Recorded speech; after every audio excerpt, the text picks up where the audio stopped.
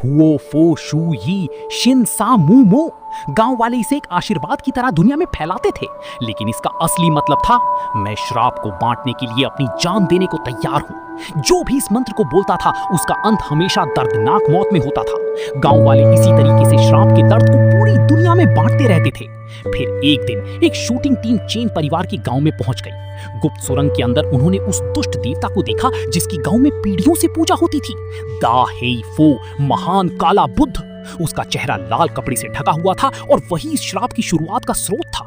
जितनी देर कोई उसकी तरफ देखता उतना ही ज्यादा दर्द और विनाश उसके हिस्से आता। जैसे ही टीम गांव में दाखिल हुई उनकी मौत तय हो चुकी थी। टीम में बची हुई अकेली महिला रुओनान जल्द ही श्राप का राज समझ गई। अपने पेट में पल रही बच्ची को बचाने के लिए वो दूर यूनान गई और एक साधु से समाधान मांगा। लेकिन श्राप कम करने का सिर्फ एक तरीका था, ज्यादा से ज्यादा लोगों से वो मंत्र बुलवाना।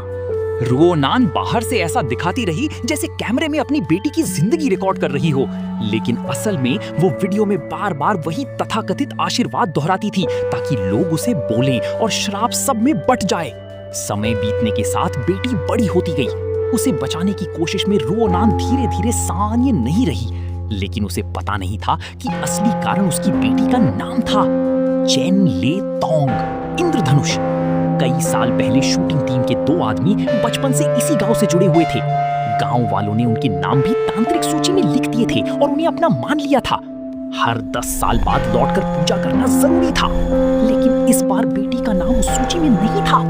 उसकी जिंदगी की उल्टी गिनती शुरू हो गई। श्राप का असर लगातार बढ़ने लगा और सबसे भयावह बात, बुद्ध माता ने उसे बलि के लिए चुन लिया था। अब रुओनान के सामने सबसे कठिन फैसला था, अपनी बेटी को खुद बलि चढ़ाना। जब बेटी ने वीडियो देखा तो उस पर गंभीर असर दिखने लगा। आखिरी उम्मीद में रुओनान उसे एक तांत्रिक के पास ले गई। तांत्रिक बोला, 7 दिन तक बच्ची को कुछ खाने पीने मत देना। रुओनान ने कोशिश की, लेकिन बेटी को तड़पता देखकर वो हार गई और उसे अनानास का एक छोटा टुकड़ा खिला दिया। उस दिन के बाद बेटी का शरीर धीरे धीरे गलने लगा। जब वो दोबारा मदद मांगने गई तब तक तांत्रिक भी श्राप की चपेट में आ चुका था। अब कोई रास्ता नहीं बचा था। रुओनान ने फैसला किया, अगर उसकी बेटी नहीं बचेगी तो पूरी दुनिया इस श्राप को महसूस करेगी। उसने मंत्र का असली मतलब छुपाया और इंटरनेट पर अपनी कहानी अधूरी सच्चाई के साथ डाल दी। मेरा नाम ली रुओनान है। लोगों की सहानुभूति पाने के लिए वो पूरे शरीर पर प्रतीक बनाकर फिर से गांव लौटी। इस बार वो खुद को बलिदान बनाकर दुनिया को श्राप का अंजाम दिखाना चाहती थी। जब उसने सीधे उस दुष्ट देवता का सामना किया, वो मानो पागल हो गई और पत्थर की मेज पर सिर पटकते हुए मर गई। यही फिल्म खत्म।